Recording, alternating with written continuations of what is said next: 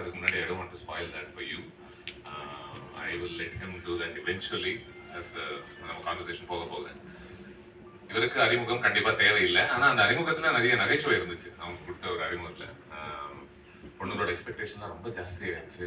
அமெரிக்காக்கெல்லாம் போய் தான் லவ் சொல்லணும்னா எப்படி அப்படின்ற மாதிரிலாம் சொல்லியிருந்தாங்க. இன்எக்ஸ்பென்சிவா கூட இருக்காது அப்படின்ட்டு.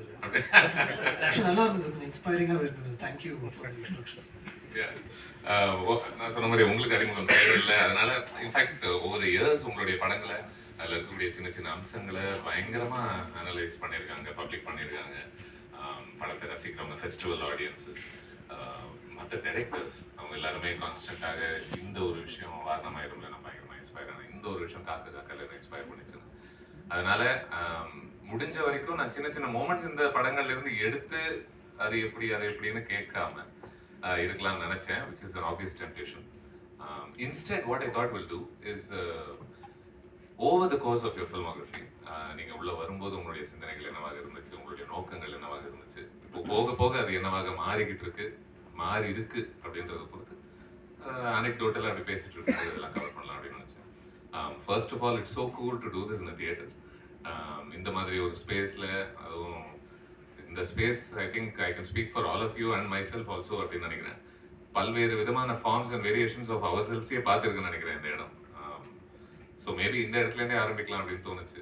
உங்களுடைய மறக்க முடியாத ஒரு தியேட்ரிக்கல் எக்ஸ்பீரியன்ஸ் உங்களுக்கு ஞாபகம் இருக்கக்கூடியது என்னவா இருக்கு? முதல் இந்த இடத்தினுடைய ஒரு மேஜிக் அப்படின்றது பியூரான ஒரு வல்னரபிளா நீங்க இப்போ இருந்தீங்க இந்த ஸ்பேஸ்க்குள்ள. இந்த இடம் அப்படின்னு பார்த்தீங்கன்னா, நான் என்னுடைய படங்கள் எல்லாமே ரிலீஸ் ஆகும்போது நம்ம இங்கே வந்து தான் பார்த்துருக்கோம். ஃபஸ்ட்டு படம் ரிலீஸ் ஆகிறதுக்கு முன்னாடி ப்ரீவியஸ் ஈவினிங் வந்து ஒரு ஃபிலிமில் இருக்கும்போது ஒரு டெஸ்ட் ரன் ஒன்று பண்ணுவோம். ஒரு ரீல் ஒன்று செக் பண்ணி சவுண்ட் செக் பண்ணுவோம். ஒரு 3-4 தியேட்டர் போவோம். இங்கே வருவோம், டிவி தியேட்டர் போவோம். 2 தியேட்டர் தான் ஆக்சுவலாக நான் செக் பண்ணியிருக்கேன். அதுக்கப்புறம் அடுத்த நாள் ஃபர்ஸ்ட் டே ஃபர்ஸ்ட் ஷோ இங்கே வந்து பார்ப்போம். இங்கே வருவோம், உட்காந்து படம் பார்த்துட்டு அடுத்தடுத்த தியேட்டருக்கு போகலாம் அப்படின்னு.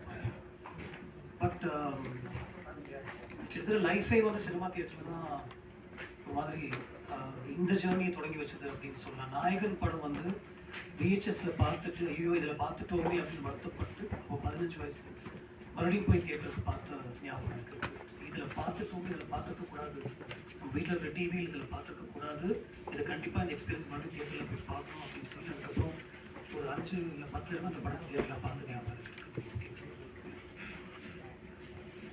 நீங்க அந்த எந்த தியேட்டர்